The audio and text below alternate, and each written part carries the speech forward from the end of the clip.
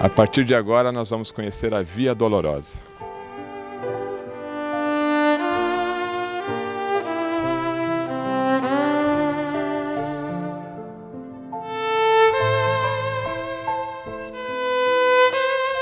A cidade antiga de Jerusalém, por si só, é surpreendente. A emoção que suas ruas e muralhas transmitem faz com que cada peregrino tenha uma experiência ímpar.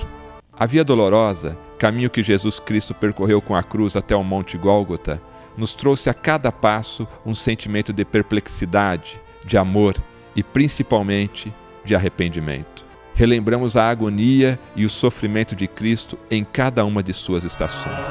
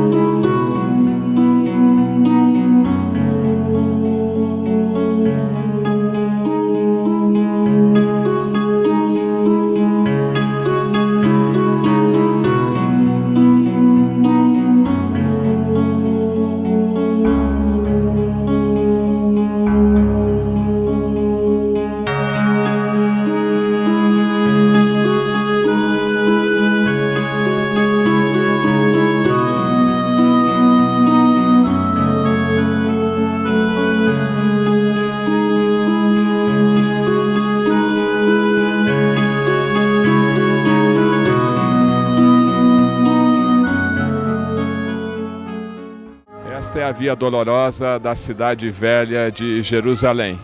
Estamos no bairro muçulmano. Você observa que há 2000 anos Jesus caminhou por esta Via Dolorosa.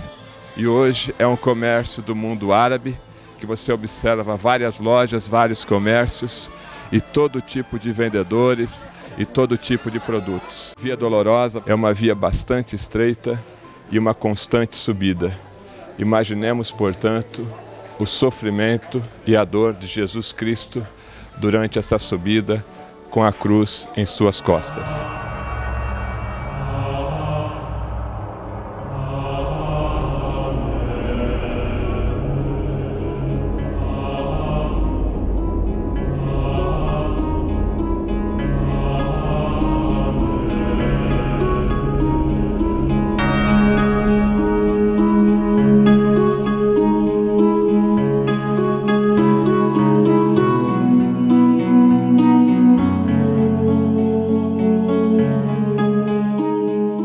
Jesus, enquanto carregava a sua cruz, também teve que passar pelo mercado daquela época que também havia.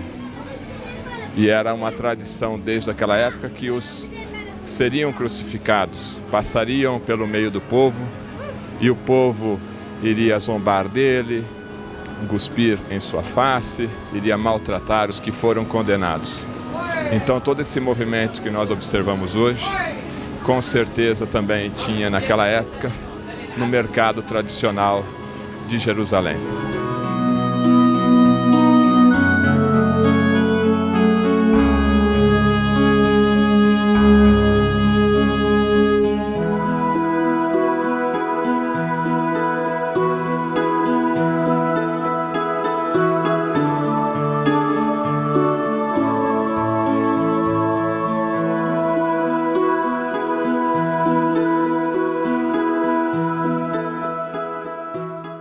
Isaac Slepoi é arqueólogo aqui na cidade de Jerusalém, em Israel. Bom, aqui da cidade de Jerusalém já tem 5.000 e poucos anos. No ano 2000 nós fizemos os 3.000 anos do monoteísmo aqui em Jerusalém, do momento que Davi, o rei Davi, conquistou Jerusalém, até hoje 3.000 anos. Agora, Jerusalém é antiga, uma pequena cidade, que moram hoje 22.000 pessoas, 22.000 pessoas. Tudo que fica dentro das muralhas de Jerusalém é a cidade antiga de Jerusalém.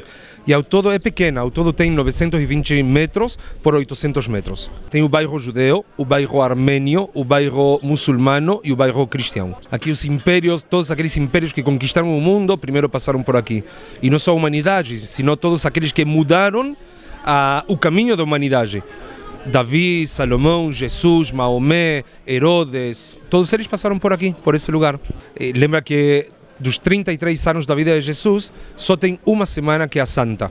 E isso foi aqui em Jerusalém, tudo. Sim, aqui você tem a Ascensão, e aqui você tem a Via Dolorosa, e o Sepulcro, e tem aqui o Calvário, tudo isso aqui em Jerusalém. Também tem as ruínas da época de Davi, de Salomão, o Templo de Jerusalém, o Muro das Lamentações, as mesquitas de hoje, tudo isso aqui em Jerusalém. Tem o chão de uma casa e a parede. Chegaram os gregos destruíram essa parede, destruíram a casa. Os judeus foram mandados embora daqui. Depois de 50, 100, 200 anos, essa parede que caiu se solidificou. Sim, tem chuvas, tem terra, tem poeira, tem ventos. Aquela parede solidificou. Quando chegaram de novo os judeus, depois de 200 anos, de novo eles vão construir. Mas não vão tirar essa parede, está solidificada, para que tirar?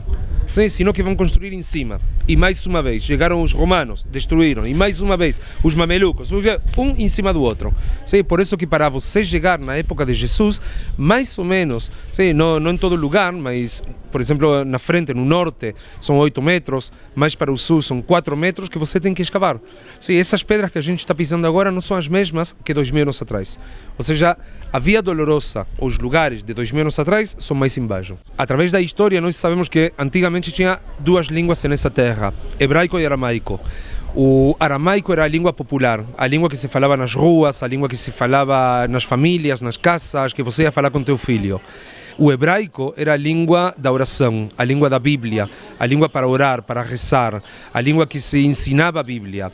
Jesus, como rabino, ele tinha que ter lido a Bíblia em hebraico, e só em hebraico. Isso por causa das diferentes interpretações que tem quando você vai traduzir a Bíblia em outra língua. Não temos dúvida que ele falava hebraico e aramaico. A Bíblia, durante muitos séculos, foi passada oralmente. A Bíblia oral. Se eu vou te falar, olha, eu cortei aqui um pouquinho o dedo, você vai contar para os amigos, Isaac cortou o dedo. E os amigos vão contar, Isaac cortou a mão. E outro, Isaac cortou o braço. Todo é exagerado. A pergunta é por que a Bíblia não foi exagerada?